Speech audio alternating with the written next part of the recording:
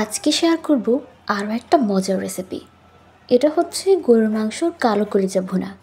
অনেকে হয়তো প্রথমবার শুনছেন, আবার অনেকে এর আগেও শুনেছেন। যারা শোনেননি, চলুন বরাবর মতো আবার শেয়ার করছি। এখানে আছে গরুর মাংসের ফুসফুস আর কালো কলিজা। সচরাচর দুই ধরনের কলিজা পাওয়া যায়। একটা সবসময় আমরা যেরকম কলিজা খাই সেটা, আর একটা হচ্ছে কালো কলিজা। এখানে সেটাই নেওয়া হয়েছে। একদম প্রপারলি পিস করে কেটে ধুয়ে এবার সেদ্ধ করা হবে।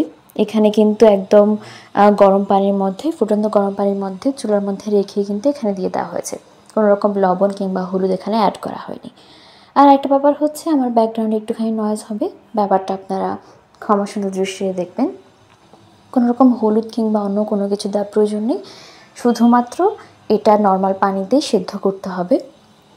যখন চুলার আঁচটা মিডিয়াম টু লো হিটে রাখবেন, চাইলে বাড়িয়েও দিতে পারেন, কিন্তু যখন এটা ফুলে উঠবে, পানি উপচে পড়বে, সেই দিক কিন্তু খেয়াল রাখতে হবে। এটা কিন্তু কন্টিনিউয়াসলি নাড়া হচ্ছে। নাড়তে নাড়তে যখন দেখবেন যে কালারটা একদমই চেঞ্জ হয়ে এসছে আর বলক দিচ্ছে, তখন 2-3টা বলকের পর কিন্তু এটাকে নামিয়ে পানিটাকে ঝেঁকে নিতে হবে। ছেঁকে নেওয়ার পরে, মানে পুরো পানিটাকে ফেলে দিতে হবে। ছেঁকে নেওয়ার পরে এটাকে একটুখানি ঠান্ডা পানি দিয়ে ধুয়ে নিতে হবে একদম প্রপারলি। এটাকে ধোয়ার পর আবার একটা ছাঁকনির মধ্যে এটাকে তুলে নেওয়া হচ্ছে, যাতে পানিটা ঝরে যায়। চাইলে 2-3টা ধোয়া দিতে পারেন, কোনো সমস্যা নেই। এখানে একটা ছাঁকনির মধ্যে এটাকে তুলে নেওয়া হচ্ছে। তুলে নিয়ে তারপর আরেকবার ধোয়া দেওয়া হবে, মূলত প্রপারলি তুলে নেওয়া হচ্ছে। আর আপনারা চাইলে এভাবেই হচ্ছে এটাকে ডিপ ফ্রিজে সংরক্ষণ করতে পারেন, কোনো সমস্যা নেই। টেস্টের ব্যাপারে কিন্তু কোনো সমস্যা হবে না, কোনো তারতম্য হবে না। এবার হচ্ছে রান্নার পালা।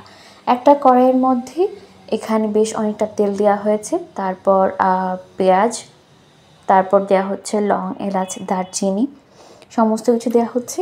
আর দেওয়া হয়েছে লবণ। একদম বেসিক রান্না, নর্মাল কলিজা যেভাবে রান্না করা হয় সেভাবে কিন্তু এটাকে রান্না করা হচ্ছে। এক্সট্রা কিন্তু কোনো কিছু এখানে অ্যাড করা হচ্ছে না। তারপর অ্যাজ ইউজুয়াল যেভাবে রান্না করা হয়, সমস্ত মশলা কিন্তু একসঙ্গে দিয়ে মশলাটাকে কষিয়ে নেওয়া হবে। তারপর এখানে দেওয়া হবে হচ্ছে আদা বাটা আর রসুন বাটা। যেহেতু ফ্রিজে স্টোর করা ছিল, তাই বরফটা ভেঙে তারপর দেওয়া হয়েছে। এবার এটা গলতে যতক্ষণ সময় লাগবে ততক্ষণে এটাকে নেড়েচেড়ে নিতে হবে। একদম সব মশলাই কিন্তু একদম বেসিক, হাতের কাছে যেমন থাকে তেমনই, কোনো এক্সট্রা কোনো কিছু নেই, আমি আগেও বলেছি। আর আরেকটা ব্যাপার হচ্ছে, আমার ব্যাকগ্রাউন্ড নয়েজটা, ব্যাপারটা আপনারা স্কিপ করবেন। তারপর এখানে দেওয়া হচ্ছে হলুদের গুঁড়ো, দেওয়া হচ্ছে মরিচের গুঁড়ো, জিরের গুঁড়ো, ধনিয়ার গুঁড়ো, গরম মশলার গুঁড়ো, সমস্তটাই কিন্তু অ্যাড করা হবে এক এক করে। সমস্ত মশলা অ্যাড করে এবার এটাকে নেড়ে চেড়ে নেওয়া হচ্ছে। কে কে এই কালো কলিজার ব্যাপারে জানতেন অবশ্যই কমেন্ট করে জানাবেন। আমি এর আগে জানতাম না, আজকে যখন আম্মু বানাচ্ছিল তখনই আমি জেনেছি। এর আগে আসলেই আমি জানতাম না, আমি জানতাম যে নর্মাল কলিজা, বাট কালো কলিজা বলেও যে কিছু হয় সেটা আমি জানতাম না। যাই হোক, ভালো করে নেড়ে চেড়ে নেওয়া হচ্ছে। এবার পানিটা দিয়ে মশলাটাকে প্রপারলি কষানো হচ্ছে। আর খেতে কিন্তু অনেক বেশি মজা হয়েছিল। যারা আপনারা এটা খান আর যা ট্রাই করেছেন তারা কিন্তু জানেন যে এটা অনেক অনেক বেশি মজা। আর গরুর মাংসের কলিজার থেকে, কলিজা আমার অনেক পছন্দ, অনেক ফেভারিট, তবে ফুসফুস সবচেয়ে বেশি পছন্দ। যাই হোক, এবার হচ্ছে মশলাটাকে কষানোর পরে এখানে কিন্তু সবগুলো কলিজা আর ফুসফুস একত্রে দিয়ে দেওয়া হয়েছে, যেটাকে ছেঁকে রাখা হয়েছিল সেটাই আর কি।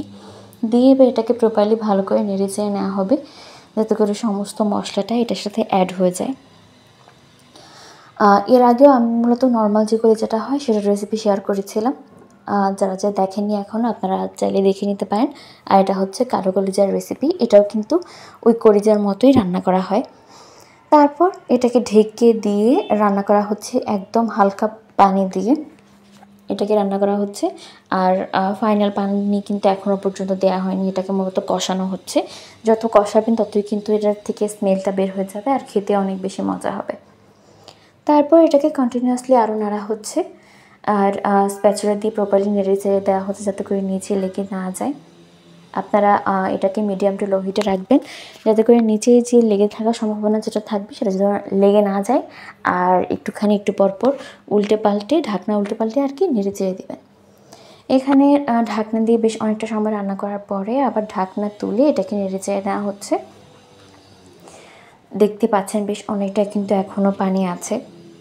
আর এটার এই পানিটা দিয়ে মূলত রান্নাটা কিন্তু হচ্ছে। আর যারা যারা হচ্ছে এটা পছন্দ করেন অবশ্যই কমেন্ট করে জানাবেন। আর আমাদের ভিডিওগুলো ভালো লেগে থাকলে লাইক, কমেন্ট অ্যান্ড শেয়ার করতে ভুলবেন না।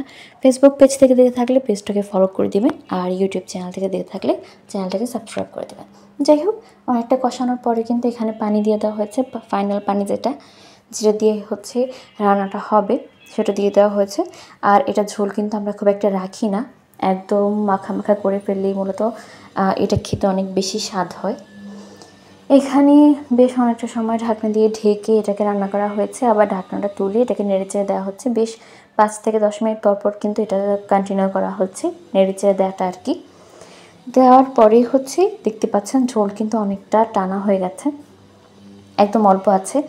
তারপরে এবার এটাকে একটুখানি বাগার দেওয়ার পালা, বাগার বলতে পেঁয়াজ বেরেস্তা অ্যাড করার পালা। একটা প্যাফিনের মধ্যে তেল নিয়ে পেঁয়াজ ভেজে নেওয়া হচ্ছে। পেঁয়াজটা একদম বেরেস্তা করে ভেজে তারপর এটাকে দিয়ে দেওয়া হবে। এটা দিলে কিন্তু অনেক বেশি স্বাদ হয়। আর আপনারা জানেন যে গরুর মাংস কিংবা খাসির মাংস যে কোনো মাংসে হচ্ছে এই পেঁয়াজ বেরেস্তাটা দিলে অনেক বেশি মজা হয়, অনেক সুন্দর হয় আর কি, আর স্মেলটা অনেক ভালো আসে। এখানে পেঁয়াজ ভাজা হয়ে গেছে। এবার একটুখানি দেওয়া হচ্ছে শাহি গরম মশলা, যেটার রেসিপি কিন্তু অলরেডি আমাদের চ্যানেলে আর পেজে আপলোড করা আছে, আপনারা চাইলে দেখে নিতে পারেন।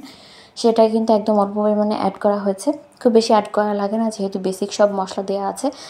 অথবা আপনারা চাইলে অন্য সব মশলা অ্যাভয়েড করে এই শাহি গরম মশলাটাই অ্যাড করতে পারেন। অন্য সব মশলা বলতে অনেকে আছেন যে কালাভুনা কিংবা কলিজার রেসিপির যে মশলা পাওয়া যায় সেটা বাজার থেকে কিনে এনে অ্যাড করেন, সেটা অ্যাড করা লাগবে না, জাস্ট এই মশলাটা অ্যাড করলেই হবে। তো এই তো আমাদের কলিজা ভুনাটা হয়ে গেছে। কেমন হয়েছে অবশ্যই কমেন্ট করে জানাবেন। ভালো লেগে থাকলে লাইক, কমেন্ট অ্যান্ড শেয়ার করতে ভুলবেন না। আজকের মতো এ পর্যন্তই। সবাই ভালো থাকুন, সুস্থ থাকুন আর আমাদের সাথেই থাকুন। টাটা, বাই বাই, আল্লাহ হাফিজ।